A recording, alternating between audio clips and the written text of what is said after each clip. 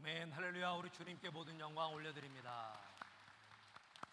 은혜로운 찬양 감사합니다. 찬양의 내용처럼 말씀 위에 굳게 서서 승리하며 살아가시기를 소원합니다. 주변 사람들에게 축복의 인사 함께 나누겠습니다. 하나님은 당신을 사랑하십니다. 대인관계의 복을 받읍시다. 우리 대한민국이 경제적으로 안정이 되어가면서 건강에 대한 관심이 점점 높아지고 있습니다.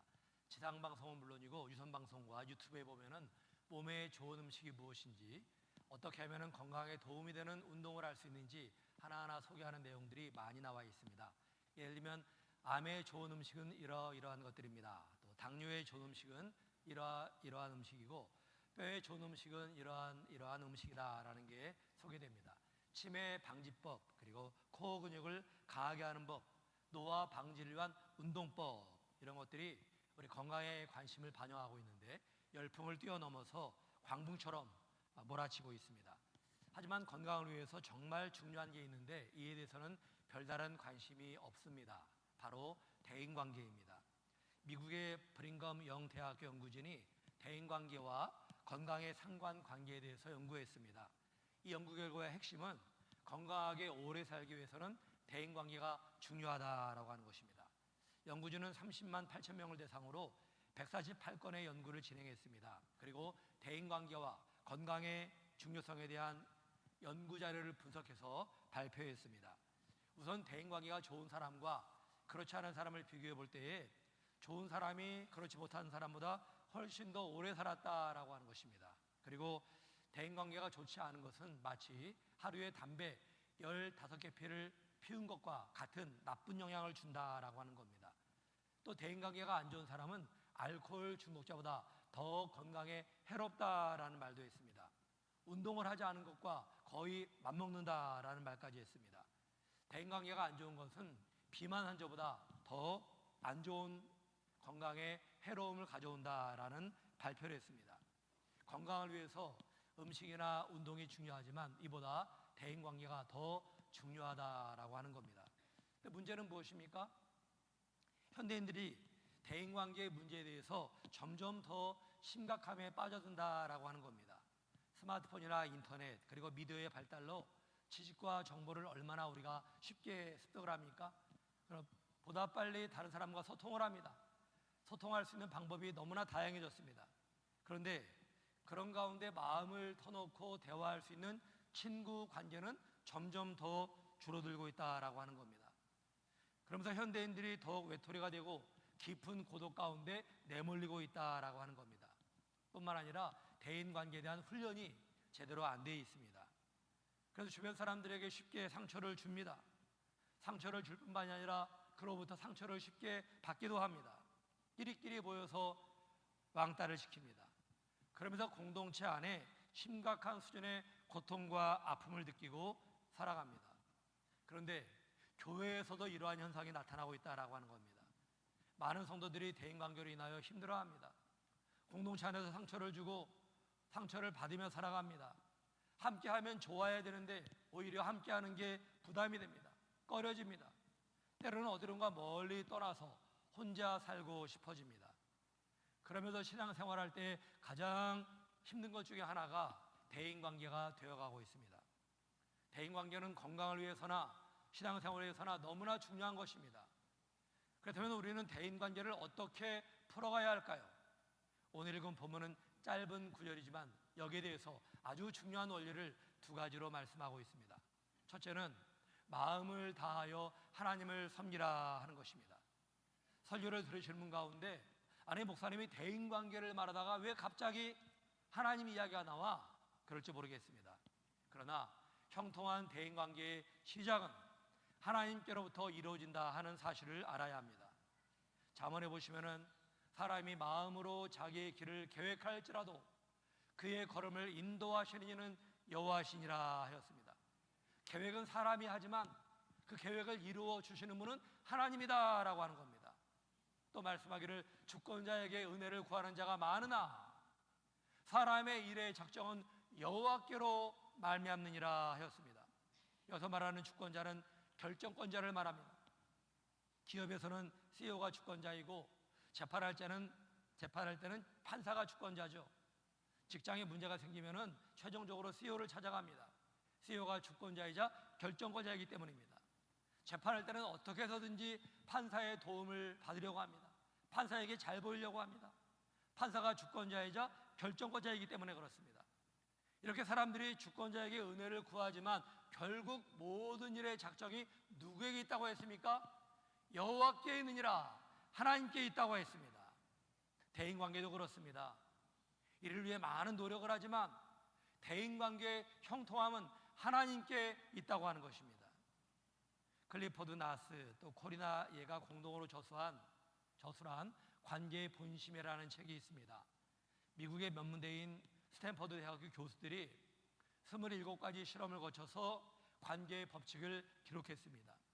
대인관계의 중요한 개념이 무엇인가 하나하나 말하고 있는데, 예를 들면 평가, 비판, 칭찬, 격려, 겸손, 자존감, 첫인상, 결속력, 이해, 공감, 유머, 치유, 친밀감, 신뢰, 고정관념과 같은 것을 하나하나 들고 있습니다.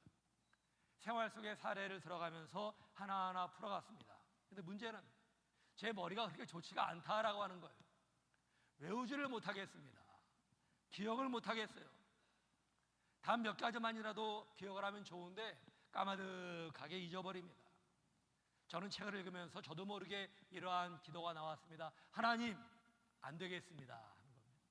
제 머리는 안 되겠습니다. 저의 능력으로는 도저히 대인관계를 풀어갈 만한 역량이 부족합니다. 하나님이 도와주세요.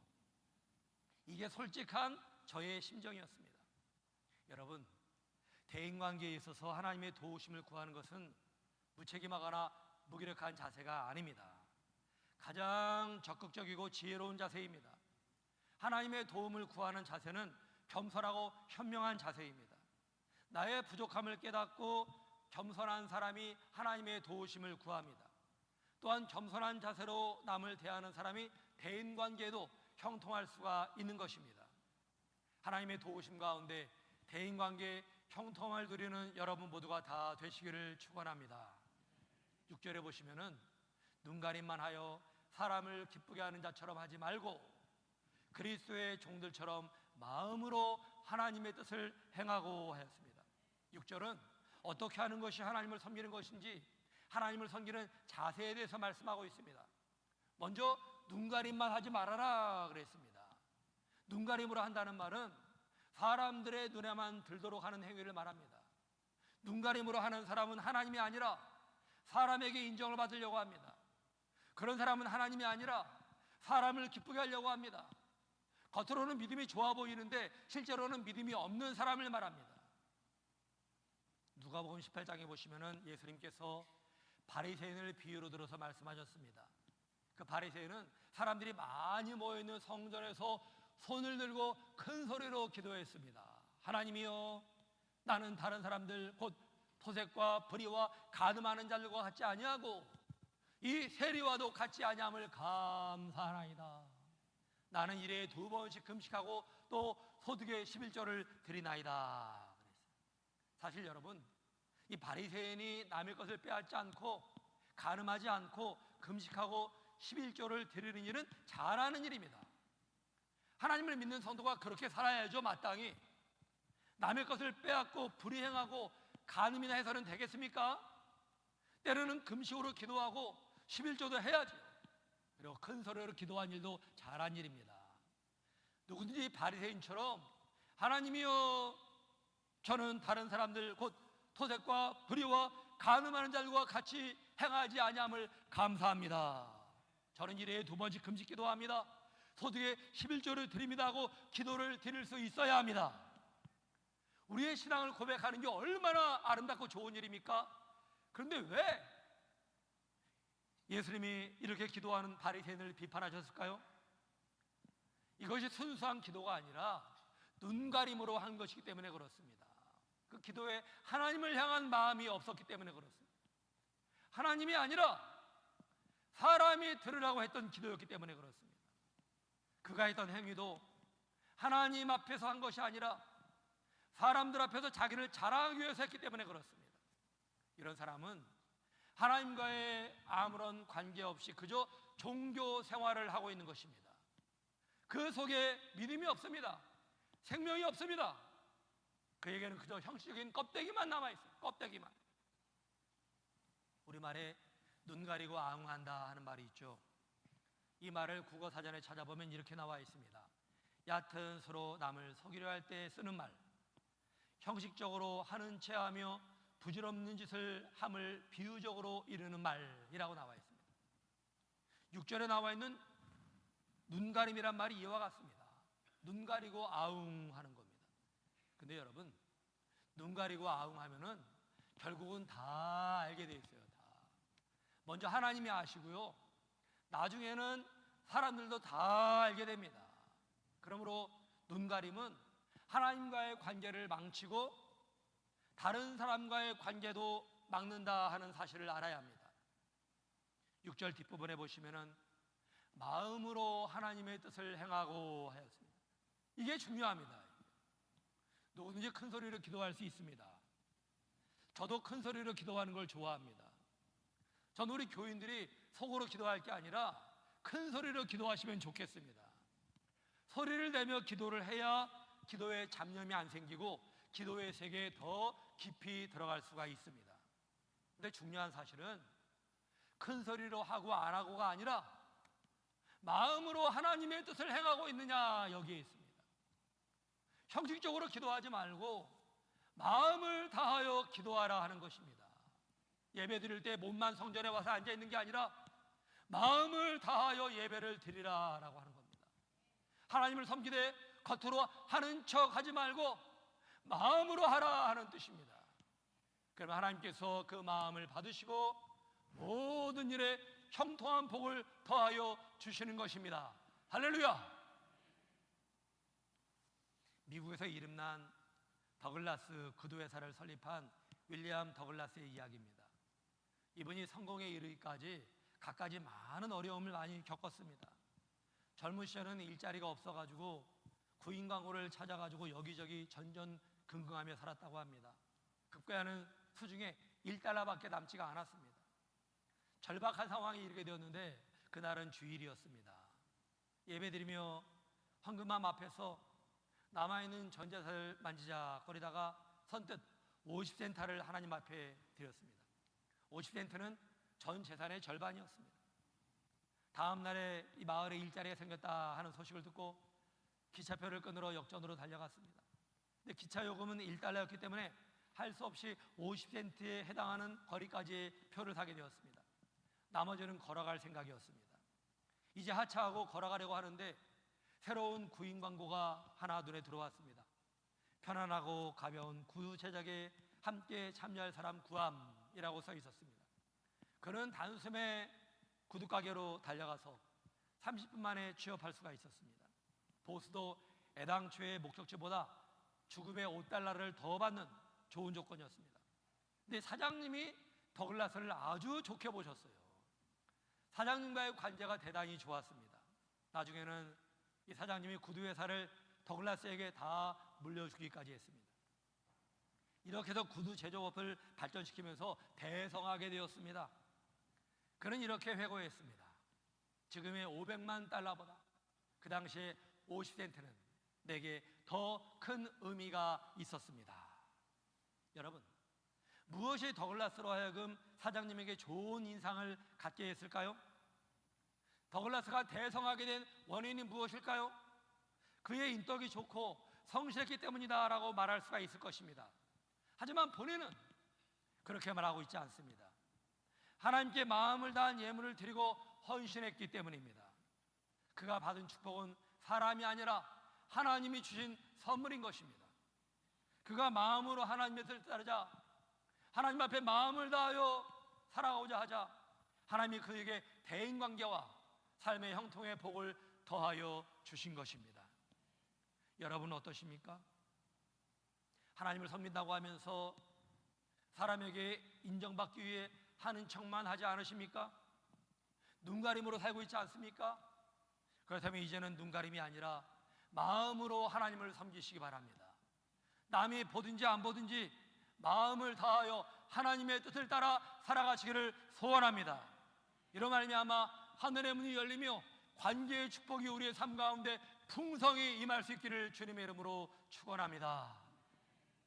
두 번째는 주님께 하듯이 사람들을 대하라 하는 것입니다. 오늘 본문에 나타난 대인관계의 두 번째 원리는 사람들을 대할 때에 주님께 대하듯이 하라라고 하는 겁니다. 7절에 보시면은 기쁜 마음으로 섬기기를, 이거 사람들 섬기는 걸 말합니다. 7절은 기쁜 마음으로 사람들 섬기기를 주께 하듯 하고 사람들에게 하듯 하지 말라 하였습니다. 여기에는 사람을 대할 때에 우리가 어떻게 대해야 되는지 중요한 원리가 소개되고 있습니다. 기쁜 마음으로 사람을 섬기되 주님께 하듯이 섬기라라고 하는 겁니다. 사람을 대할 때에 주님께 하듯이 섬기라 하는 말의 의미가 구체적으로 무엇일까요? 여기에는 다음에 두 가지 의미가 담겨 있습니다. 첫째로 주님을 대하듯이 존중하며 섬기라 하는 겁니다. 오늘 본문이 주고 있는 중요한 메시지가 있습니다. 사람은 섬김의 대상이다라고 하는 겁니다. 사람은 믿음의 대상이 아닙니다. 섬김의 대상입니다. 사람을 믿다 보면은 나중에 실망하게 됩니다. 믿은 만큼 실망합니다. 크게 믿으면 크게 실망하고 적게 믿으면 적게 실망합니다. 그러므로 하나님을 믿어야지 사람을 믿어서는 안 됩니다. 그가 자식이든 부모이든 남편이든 아내이든 친한 친구든 다 그렇습니다. 사람은 믿음의 대상이 아닙니다. 그러면 어떤 대상입니까? 사람은 사랑과 섬김의 대상입니다. 저에게는 사랑하는 아내가 있습니다. 저는 아내를 사랑합니다. 그러나 아내를 믿음의 대상으로 여기지는 않습니다. 저는 제 아내를 의지하지 않습니다. 다만 아내를 사랑하며 섬길 뿐입니다. 제가 믿고 의지하는 오직 하나님 한 분뿐이십니다. 이것이 성경이 가르치고 있는 대인관계의 시작입니다. 여러분도 사람을 대할 때에 믿음의 대상이 아니라 사람과 섬김의 대상으로 대하며 살아가시기를 소원합니다. 그러면 어떻게 섬겨야 할까요? 오늘 성경에서는 주께 하듯 하라 그랬습니다. 하나님을 대하듯이 섬기라라고 하는 겁니다. 하나님을 섬길 때에 존중하는 마음으로 대하지 않습니까? 그렇듯이 사람을 대할 때도 존중하는 마음으로 섬기라라고 하는 겁니다. 7절에서는 대인관계를 열어가는 비법에 대해서 우리에게 말씀하고 있습니다. 사람을 대할 때에 주님께 하듯이 하라라고 하는 겁니다. 예수님께서 말씀하시기를 너희가 남에게 대접을 받고자 하는 대로 너희도 남을 대접하라 하였습니다. 이게 얼마나 소중한 말씀인지 이 말씀을 황금률이라고 별명을 붙였습니다. 황금률, 골든룰, 어떠한 법보다 더 빛나는 황금 같은 규칙이다, 법칙이다 라고 하는 것이죠. 내가 남을 대접할 때에 남도 나를 대접한다라고 하는 거예요. 내가 남에게 행하는 대로 나에게 돌아온다라고 하는 겁니다. 내가 다른 사람을 왕처럼 대하면은 그 사람도 나를 왕처럼 대한다라고 하는 겁니다. 그러나 종처럼 대한다면 그 사람도 나를 하대하는 것입니다. 내가 그 사람을 주님을 대하듯이 대하면 그 사람도 나를 주님처럼 대할 것이라고 하는 것이 예수님의 말씀입니다.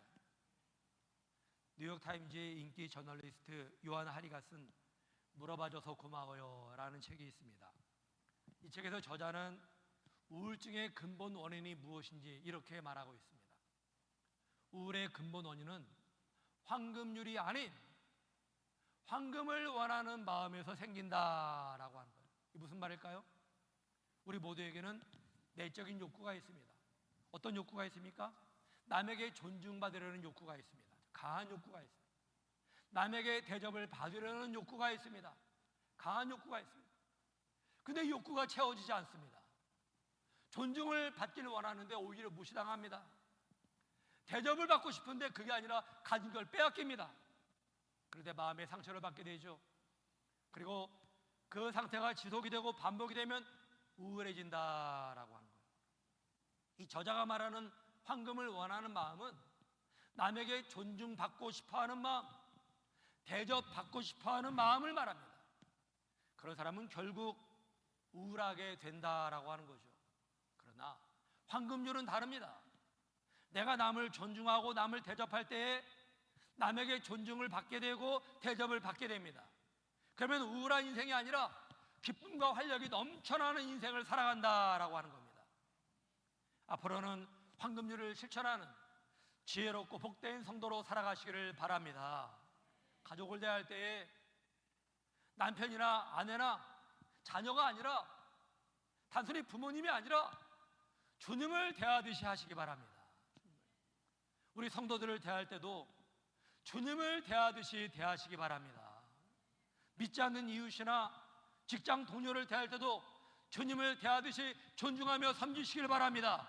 이로 말미암아 대인관계의 문을 활짝 열며 살아가시기를 축원합니다.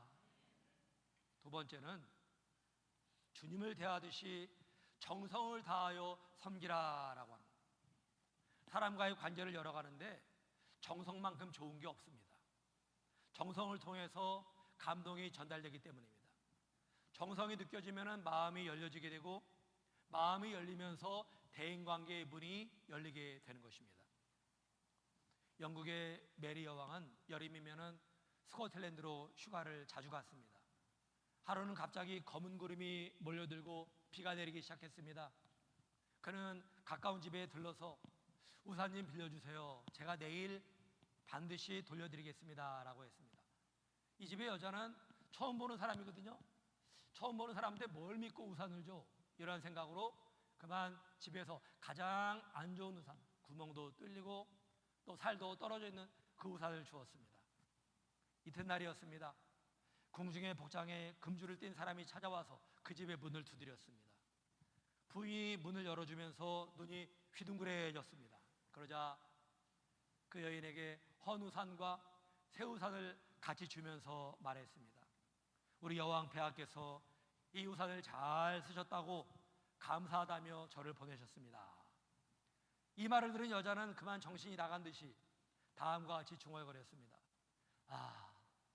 내가 얼마나 좋은 기회를 놓쳤냐. 가장 좋은 우산을 드렸어야 됐는데. 이러한 이야기를 들으면 속으로 아쉬운 마음과 안타까운 마음이 들 것입니다.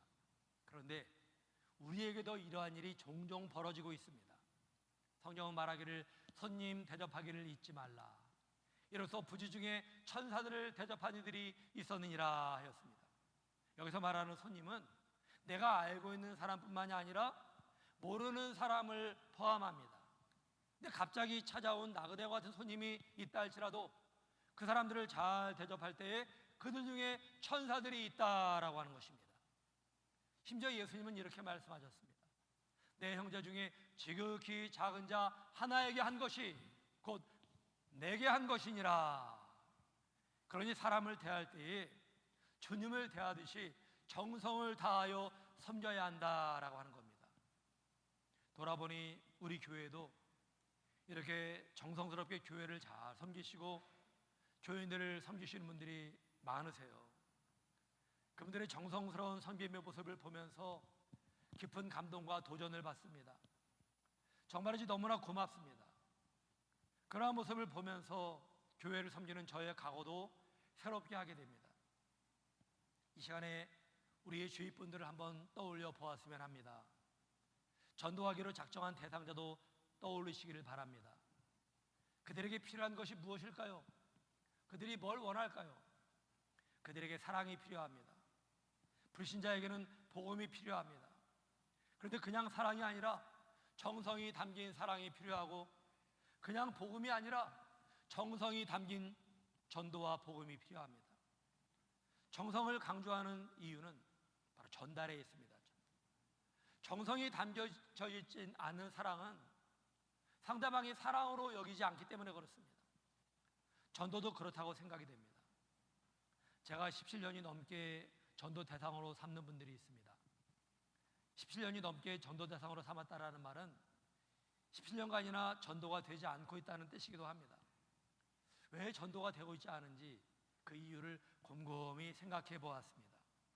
가장 큰 이유는 나에게 진심과 정성이 담겨 있지 않았기 때문이다라는 결론을 내렸습니다. 그저 형식적으로 다가가서 예수님 믿으세요, 우리 교회 나오세요 라고 한 게 가장 큰 문제라는 생각이 들었습니다. 그리고 제가 예수님을 믿고 가장 먼저 전도했던 친구가 떠올랐습니다. 중학교 2학년 때 광주에서 전학 온 최재우라고 하는 친구였습니다. 키가 좀 작았는데 성격이 대단히 좋고 운동을 잘했던 친구입니다. 말할 때 사투리를 쓰다 보니까 광주 촌놈이라고 놀림을 받기도 했습니다. 저와는 금방 친구가 되었습니다. 그 친구를 교회에 데려오려고 얼마나 노력을 했는지 모릅니다. 근데 다른 말은 잘 들어주는데 교회 가자는 말은 통 안 듣는 겁니다. 우리 엄마가 불교인데 절대 교회 가지 말라고 했다면서 교회 가면 나는 뒤진다고, 절대 안 된다고, 그런 말 하지 말라고. 아무리 설득을 해도 소용이 없었습니다. 근데 제 생일로 기억이 됩니다. 제가 저에게 선물을 하겠다고 합니다. 그래서 제가 그랬습니다. 다른 거 다 필요 없고 교회 한번 나와봐. 나한테 그게 가장 좋은 선물이야. 그러자 내가 교회 가는 게 정말 그렇게 좋으냐고 물었습니다. 그걸 말이라고 해? 좋다고 대답했습니다. 마지못해 교회 나오게 됐습니다. 마지못해. 그 다음부터는 엄마 몰래 교회에 계속 나오게 됐습니다. 하루는 집에 놀러 갔더니 울던 얼굴로요, 눈물이 채 마르지도 않았습니다. 그런 얼굴로 밖으로 나오는 거예요. 하는 말이 교회 갔다고 엄마에게 뒤지게 혼났다고 그러는 겁니다. 이제는 교회 안 나오겠구나 싶은 생각이 들었습니다. 근데 교회 계속 나오는 겁니다. 계속. 그 친구에게 믿음이 생긴 것입니다. 고등학교에 진학하면서 이사 갈 때까지 함께 신앙생활을 잘했던 기억이 있습니다. 돌아보니까 그 친구의 마음이 움직인 것이 저의 정성 때문이 아니었나 하는 생각이 들었습니다. 주님께서 말씀하십니다. 기쁜 마음으로 섬기기를 죽게 하듯 하고 사람들에게 하듯 하지 말라. 오늘 우리에게 주님을 대하듯이 정성스럽게 마음을 다하여 사람을 섬기겠다 하는 각오가 있기를 바랍니다. 그 정성 어린 사랑과 섬김을 통하여 그분들의 마음이 열리게 될 것입니다. 열린 마음을 통하여 관계의 축복이 임하게 될 것입니다. 이 같은 하나님의 역사가 우리의 삶 가운데 풍성히 함께 하시기를 주님의 이름으로 축원합니다. 우리 다 같이 일어서서